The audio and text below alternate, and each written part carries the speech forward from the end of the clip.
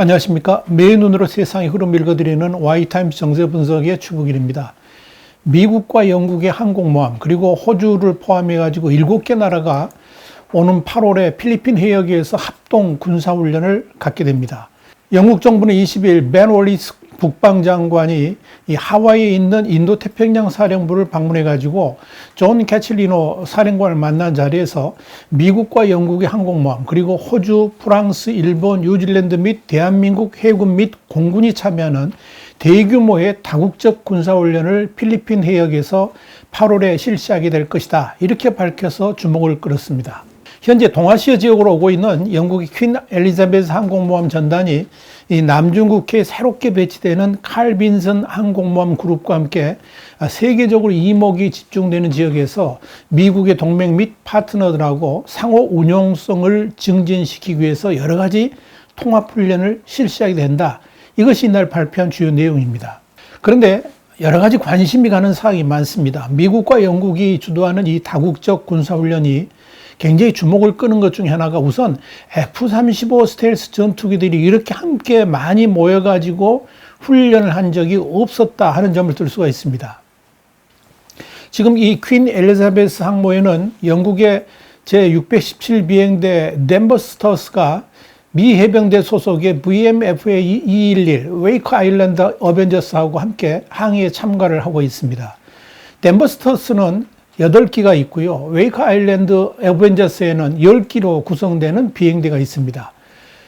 이것만 해도 벌써 18대죠. 그러니까 미 해병대 소속 기체들은 4월 달인데요. 26일과 28일에 걸쳐서 영국에 도착을 했습니다. 그래가지고 영국에 주둔하고 있는 미 공군기지인 레이컨히스에 머무르다가 5월 2일 날 이 항모에 합류를 했습니다.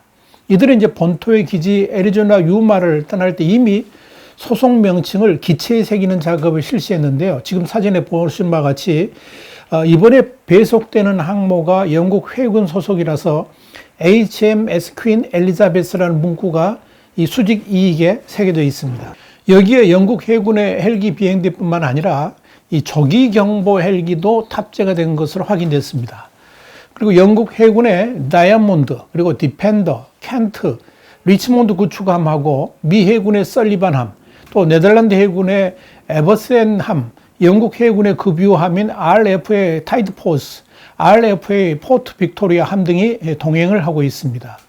이와 함께 영국의 핵추진 공격 잠수함인 아스투트급의 잠수함도 포함된 것을 봅니다만은 정확한 함명은 확인되지 않았습니다. 특히 이채로운 것은 영국과 미국, 네덜란드 국적의 전력들이 모였기 때문에 그냥 이번에 퀸 엘리자베스 항모에 탑재한 게 아니라 벌써 최종 리허설격의 연합훈련도 지난 5월 7일부터 21일까지 이 스코틀랜드 해안에서 강도 높게 실시했다는 점입니다. 그러니까 그냥 보여주기 쇼를 위한 전력 구성이 아니라는 의미죠. 영국 정부는 지난 13일 퀸 엘리자베스 항공모함 전단에 9척의 구축함 등을 포함한 함정, 그리고 32대의 전투기, 그리고 3,700여 명의 승조원이 동아시아 지역으로 가고 있다고 밝힌 바 있습니다. 여기에 미국의 칼 빈슨 항모전단, 그러니까 CBN-70인데요. 이 칼 빈슨 함이 투입돼 가지고 이 퀸 엘리자베스 항공모함 전단과 만나게 됩니다. 미 해군의 USNI 뉴스는 지난 17개월간 5세대 항공기를 지원하기 위해서 유지 보수를 해왔던 칼 빈슨 함이 이젠 F-35C 라이트닝 2와 CMV-22B 오스프리를 모두 지원할 수 있는 첫 항공모함이 됐다. 이렇게 밝혔습니다. 그러면서 이 F-35C가 발생시키는 열을 흡수할 수 있는 제트 플러스 디플렉터가 개선되었고 첨단 항공기에 고유 정비 및 전술 운용 기능을 지원하는 새로운 전산망인 이 자율 물류 정보 시스템이 추가됐다고 밝힌 바 있습니다. 칼 빈슨함은 USS 듀이, USS 하워드, USS 오케인, 마이클 머피, 그리고 USS 차피 같은 5척의 구축함에다가 핵추진 잠수함과 함께 필리핀 해역으로 오게 됩니다. 이와 함께 FA-18 슈퍼호넷을 운영하는 미 해군 타격 전투비행단 3개 중대, 그리고 E-18G 그라우머를 운영하는 전자공격대 1개 중대, E-2D 호크아이를 운영하는 공중지휘통제대 한계중대, 그리고 해상 헬기 타격대 한계중대 등도 동반 탑승하게 될 것으로 알려졌습니다. 칼빈슨 함에는 탑재 방법에 따라서 80대에서 105대 정도를 실을 수가 있고요. 함의 속도는 30노트 이상입니다. 보통 식량은 6천여 명의 승조원들이 한 70일간 보급 없이 먹을 수 있을 정도로 탑재할 수가 있고요. 11명의 군의관도 있고 53개의 병상, 그리고 3곳의 교회가 있을 정도로 웬만한 마을 하나가 바다에 떠다니고 있다, 이렇게 보시면 됩니다. 보통 한 개 항모 전투 비행단이 약 12대의 FA-18 전폭기로 구성되는데, 이 칼빈슨 함에는 4개의 전투 비행단이 탑재하게 됩니다. 특히 이 칼빈슨 함이 분당 약 12대의 전폭기를 띄울 수 있기 때문에 거의 1분에 1개 전투 비행단을 발진시킬 수 있는 능력이 있다, 이렇게 말씀드릴 수 있습니다. 중국의 항공모함은 꿈도 못 꾸는 그런 능력이라 보시면 됩니다. 칼빈슨 함은 그동안에 FA-18CD하고 FA-18EF를 주력 함재기로 운영을 해왔는데, 이젠 F-35C 라이트닝 2까지 탑재할 수 있게 돼가지고 그 위력은 더욱 대단해질 것으로 보입니다. 특히 이 칼빈슨 함의 업그레이드로 인해 가지고 탑재가 가능해진 이 세계에서 가장 발전된 전투기 중에 하나인 F-35 라이트닝 2, 이건 이제 진정한 5세대 전투기인데요. 최첨단 시스템으로 가득 찬 전투기라고 말씀드릴 수 있습니다. 총 한 8톤 정도, 그러니까 8,160kg의 무장을 탑재할 수 있고요. 이 F-35C를 이 칼빈슨 함이 탑재할 수 있다는 것은 이제 무장력과 전투력에서 어마어마하다, 이렇게 평가하시면 됩니다. 여기에 미 해군 항공단의 눈 역할을 하는 E-2C 호크아이 조기 경보기도 이 칼빈슨 함에 탑재되어 있습니다. 강력한 APS-145 레이더를 사용해 가지고 수평선 너머의 적기, 그리고 대함 미사일도 탐지할 수 있어 가지고 이 칼빈슨 함을 지키는 데는 물론이고 공격력 향상에 엄청난 힘으로 작용하게 될 겁니다. 특히 칼빈슨 함에는 미 해군이 가지고 있는 특별한 기체인 전자전기도 탑재를 하고 있습니다. EA-18G 그라울러가 바로 그건데요. 이 전자전기는 적 레이더 기지를 방해 전파로 공격할 수도 있고, 때에 따라서는 대레이더 유도 미사일로 공격할 수도 있습니다. 이건 적의 전자 감시 자산을 완전히 클리어를 해버리기 때문에 아군기가 안전하게 작전할 수 있도록 도와주는 매우 중요한 기체라고 말씀드릴 수 있습니다. 여기에다가 대잠 헬기인 SH-60B도 탑재되어 있어가지고 잠수함 작전도 할 수가 있습니다. 이렇게 한마디로 칼빈슨 함의 위력은 대단합니다.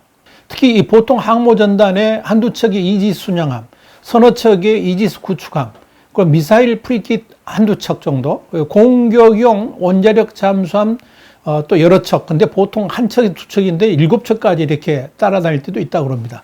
또 해병대의 상륙함, 그리고 한두 척의 보급함이 따라붙는다는 점에서 이 칼빈슨 함의 위력은 대단하다고 또다시 말씀드릴 수 있습니다.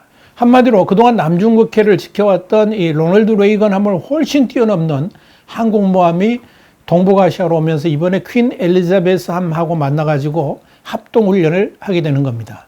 지난 2월 9일에도 남중국해에서 루즈벨트 항공모함하고 니미츠 항공모함이 나란히 운영하면서 그 엄청난 위력을 과시한 바 있었죠.